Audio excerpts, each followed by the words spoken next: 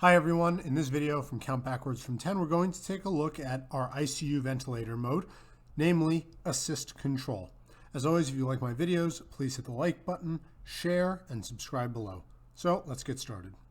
So the first thing I want to mention here is that assist control mode goes by another name that you may also see, and it's abbreviated CMV, which stands for Continuous Mandatory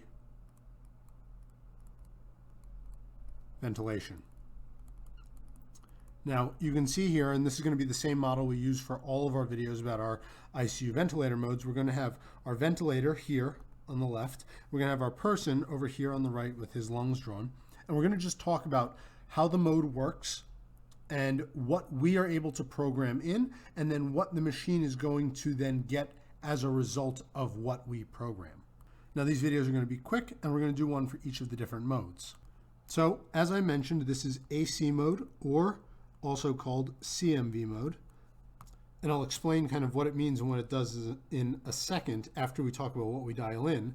But we're going to go ahead and be able to program our FiO2, so the percent oxygen that we're delivering to our patient. We're going to go ahead and be able to plug in our rate, and this is going to be our minimum rate that the ventilator is going to deliver breaths at, and we're going to be able to program in our tidal volume. Now, we're going to talk about what happens with this mode. What does the ventilator do? So, really it does two things. One is it's going to give breaths at a tidal volume if the patient is not breathing at all. Patient is paralyzed, completely apneic, whatever it is, the machine is going to give breaths at the programmed rate, no matter what, and it's going to do it at the tidal volume that you programmed in. So again, this is important because if the machine does not sense the patient initiating a breath, it's going to deliver breaths with the tidal volume that you put in at the rate that you programmed. Now, the other thing it does is that if the patient initiates a breath, patient initiates breath, the machine is going to then delivers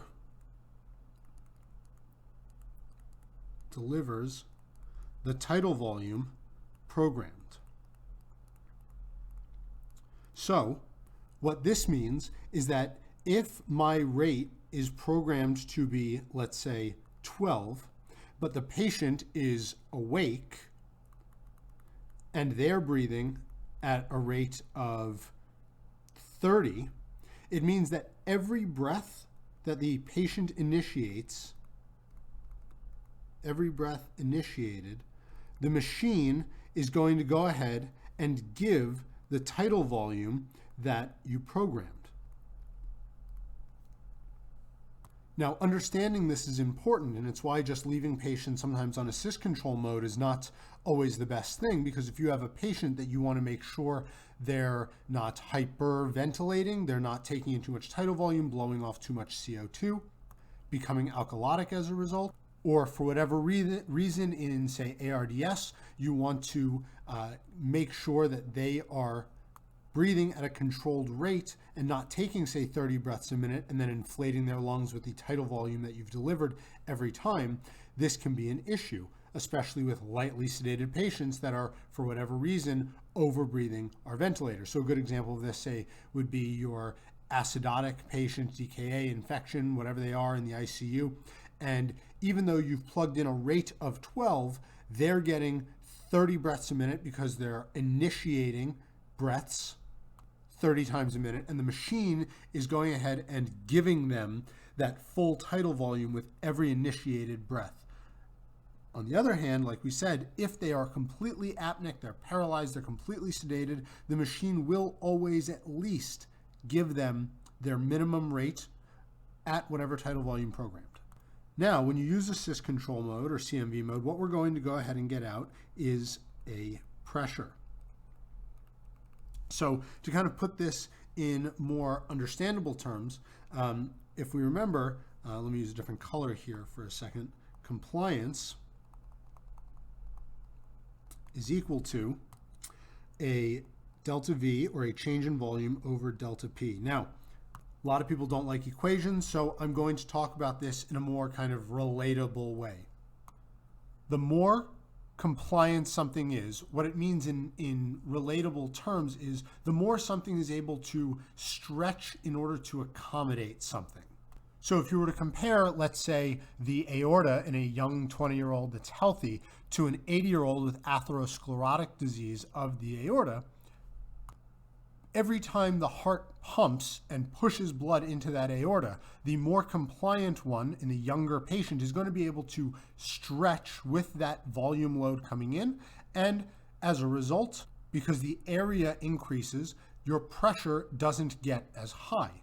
Conversely, in the atherosclerotic vessel, as you push that same blood volume into that aorta, because it's stiff and it doesn't really expand, and I always like talking about this back from our pressure equals force over area. If we're generating some amount of force in that aorta, but the area of the aorta, I know this is not technically, the correct way because area is 2 dimensions, but it's kind of the way that I think about it. Because the aorta can't expand, its area can't really go up that much in the atherosclerotic one, the pressure goes up or increases much higher than in one that can expand to accommodate it. So when you use assist control mode, you're going to dial in a volume that you're going to deliver to your patient through the ventilator this way, and it's going to inflate the lungs with air, and it's going to generate some amount of pressure. Now, healthy lungs will expand nicely to accommodate the amount of volume that you push in,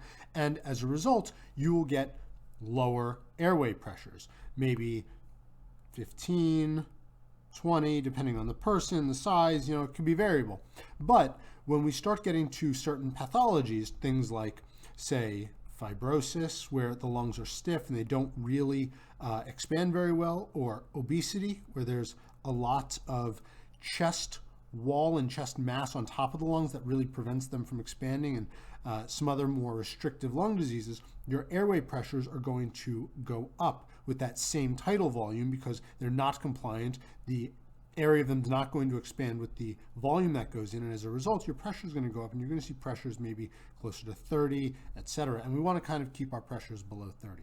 So to summarize, our assist control, or our CMV, our continuous mandatory ventilation, we're going to dial in our FiO2, our rate, our tidal volume, and the machine is going to deliver all of that at a minimum. Oh my God, I'm sorry, I forgot PEEP. We also put in PEEP.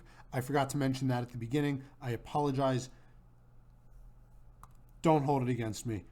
So we can dial in our FiO2, our rate, our tidal volume, and our PEEP, and the machine is going to give us a pressure that it takes to do that as a result.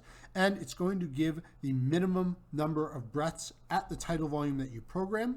But if the patient initiates breaths, every breath initiated, the machine will give him that tidal volume. I hope that makes sense. I hope this is clear. As always, if you have any questions or concerns, please feel free to reach out. Otherwise, stay tuned for the next video.